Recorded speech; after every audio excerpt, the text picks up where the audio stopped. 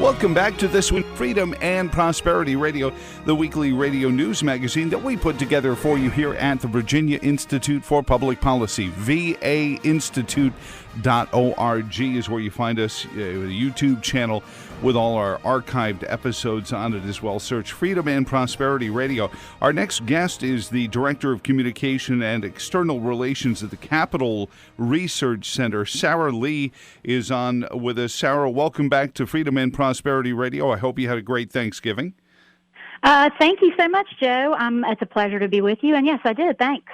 Now, you have a great piece going into dark money and packing the court. And of course, there's so many eyes on the Georgia Senate runoff races because we're concerned about what's going to happen if the Senate falls and the left runs all three branches of the federal government, especially as it comes to packing the court. Is this money going to those Senate races, or is it beyond that? You know, there are some groups. There's a lot of outside money being spent in the Georgia Senate races, for sure. Mm-hmm. But the piece that I wrote definitely focuses mostly on what they're doing with the with the Supreme Court, what they intend to do. And I think with Senator Dianne Feinstein deciding to step down, that ramps up the question of court packing again. How so? Is it her spot on the Judiciary Committee that would be a trigger to that, or? Yes. So she has decided that she's not going to. As you mentioned, because of the Georgia runoff races, the Senate sort of hangs in the balance right now. Right. So Feinstein was considered next in line if the Democrats managed to flip the Senate, and right now she's the ranking Democrat on the Judiciary Committee, and so she faced a great deal of pressure from activist groups on the left to step down because of how she handled Amy Coney Barrett's nomination hearing. I think she hugged Senator Graham, Lindsey Graham, and that really upset them. That was part of it. Mm-hmm. So she's decided to now step down, and she will not be seeking the head of that Judiciary Committee. What is happening now that's going to affect this issue of court packing is one of the names being floated is Senator Sheldon Whitehouse, and he has potentially to take her place. Right. He has a very interesting connection to a group called Demand Justice, which is one of these, quote, dark money groups on the left. That's their terminology that we like to use. He has a very strong connection to Demand Justice, which is very much in favor of court packing, which is what the piece that I wrote talks about.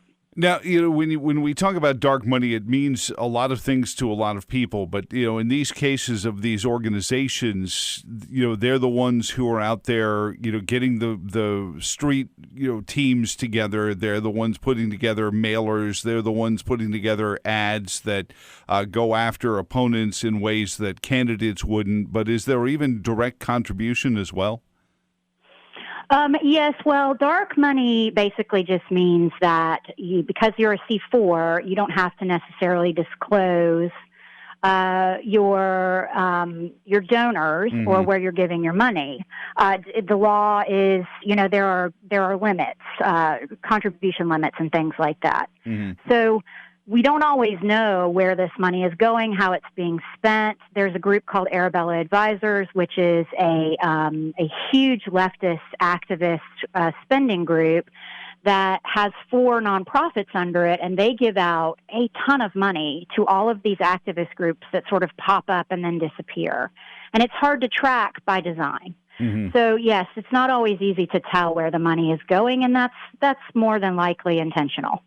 It's ironic to a degree, just to take a sidebar for a moment, Sarah Lee, Director of Communication and External Relations at the Capital Research Center, that these are also usually the people, or their office holders are usually the people who are out there on the stump demanding campaign finance reform, which usually takes the manifest of using taxpayer dollars to pay for political election campaigns, and then these dark groups would probably still exist in the periphery anyway. Yes, I think that's right. They initially with campaign finance reform, the Citizens United fight, that was their whole argument, was that Citizens United was making it easy for people to sort of hide their contributions. It was, quote, dark money. That's why I said it's their term. But they have built a vast empire using this same, standard. And as a matter of fact, their empire pulled in more money than the RNC and the DNC did. Arabella Advisors pulled in something like, let me make sure I've got my figures right, $600 million in 2018 via these four sister nonprofits. And between 2013 and 2018, they brought in $1.8 billion.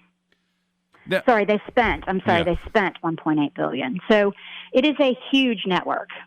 It's interesting because I think a lot of the Citizens United case, Sarah, was built on the let's accuse them of it before anyone gets around to accusing us of being even worse at the same thing.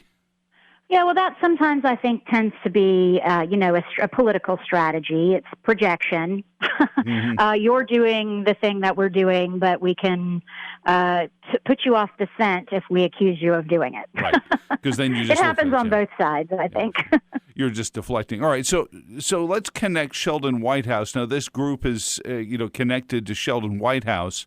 So they are, as an organization, behind the idea of more Supreme Court justices, and therefore we make the connection that the quid for the pro quo, as it were, Sheldon Whitehouse would then also be for all 3, 4, 5, 6 more justices, whatever it takes. Well, it's hard to say exactly what Sheldon Whitehouse would be for because he hasn't said exactly, just like Biden didn't say specifically that he wanted to pack the court. But the issue here is that Sheldon Whitehouse has a connection with Demand Justice, it's a group that falls under that Arabella network. They were started and spent $5 million in 2018 to oppose Brett Kavanaugh. And Whitehouse has basically made comments where people have asked him, is Demand Justice donating to your campaign? And he says things like, well, I hope so. So, yes. So he has some interesting, there are questions about his connection to that group. And that group, if you go to their website, first of all, it's founded and run by a gentleman named Brian Fallon, who was Hillary Clinton's speechwriter in 2016 during her campaign and did some time in the Obama administration. And Brian Fallon is overtly in favor of packing the court. As a matter of fact, he's so in favor of it that he is a little bit dismayed that Biden has said he just wants to start a commission to look at court reform. Fallon thinks that's a punt. He wants immediate action, immediate legislative action to try to expand the number of justices on the court.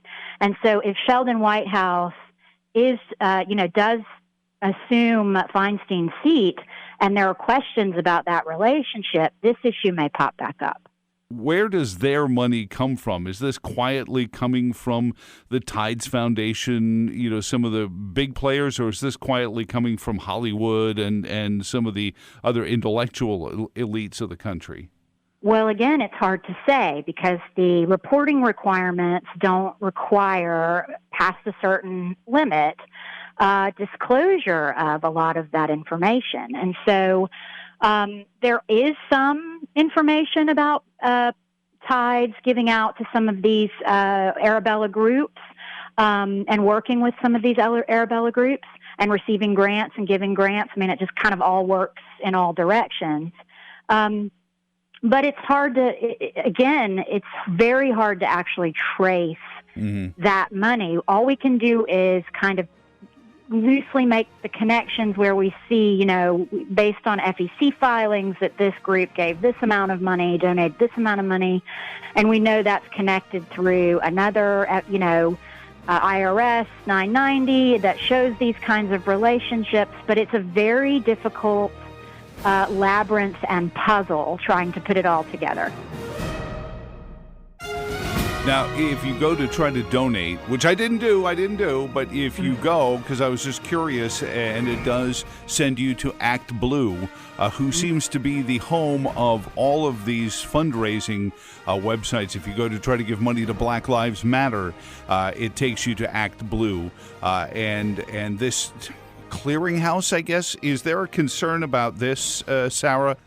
Well, I'll say this. This is not my area of expertise. My colleague Hayden Ludwig definitely knows Act Blue better. So I'll say this, and I don't want to misspeak, but I'll say this. My understanding is that Act Blue is really just sort of a tool, a fundraising tool. Mm-hmm. So, but he can speak to that a little more eloquently. So I'm not sure Act Blue is the fly in the ointment here. To me, my understanding is that it really is just a tool that they use to, kind of to funnel these donations, but it's not doing anything illegal or wrong or questionable. Oh, no, absolutely. As a matter of fact, I think the first time we heard about Act Blue was when they noticed a lot of folks were contributing just under the FEC limits of campaign contributions through them, and they were all employees at some resorts owned by Hungarian fella, George something or another, and they just, but it was right under any reporting limit, so you didn't have to say where you worked or anything of that nature, and it's their banner. So what? I guess existentially, it means that we need to be looking very hard at making sure Sheldon Whitehouse does not become the chair of the Senate Judiciary Committee at the end of the day, doesn't it, Sarah? Well, I think that's something that, it's going to depend on how the Senate goes.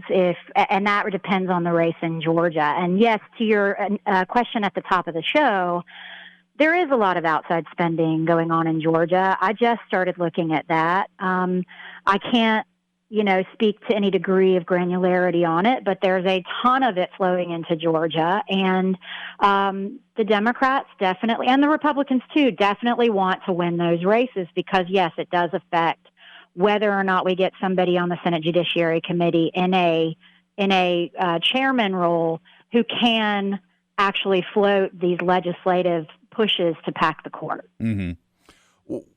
Is there a danger that conservatives are going to go along with radical state-run election reform in order to stop groups like this? Because I worry that the idea of government-run political campaigns, number one, just sort of takes the idea of permanent Republican and Democrat spots on every ballot and ramps it to 101 there.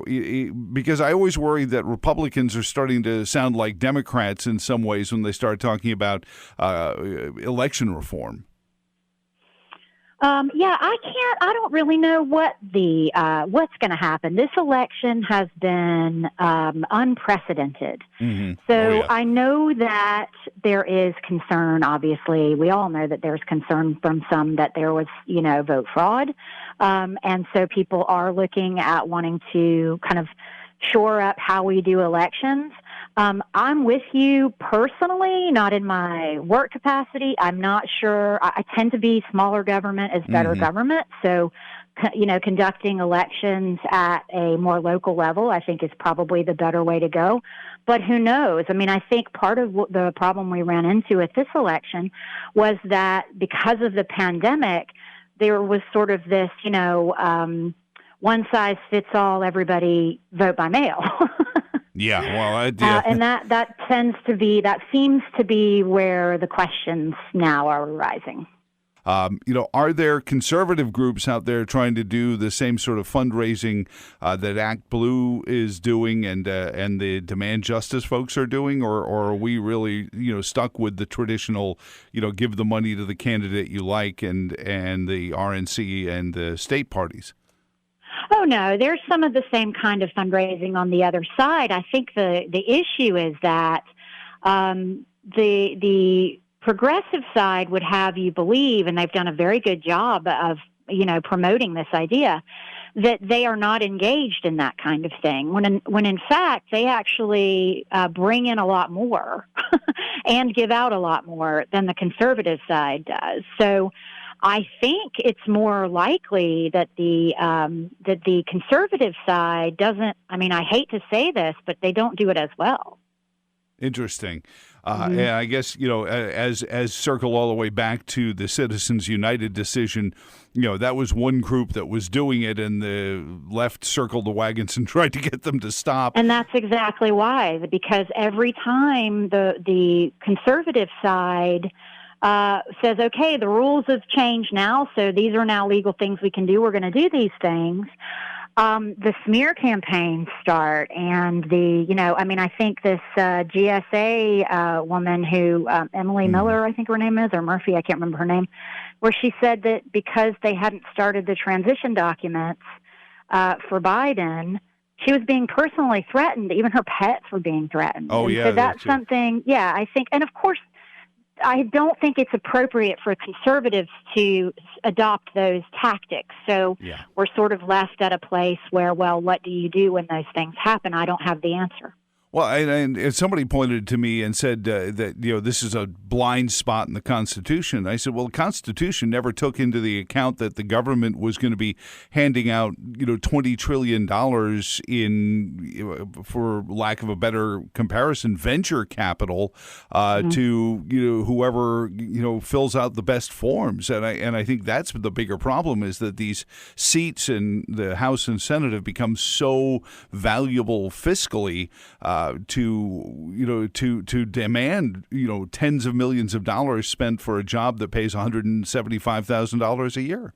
I mean, that's a fair assessment. Yes, I think people are they come making a reasonable wage, and somehow they leave very, very wealthy. So that is the question to ask.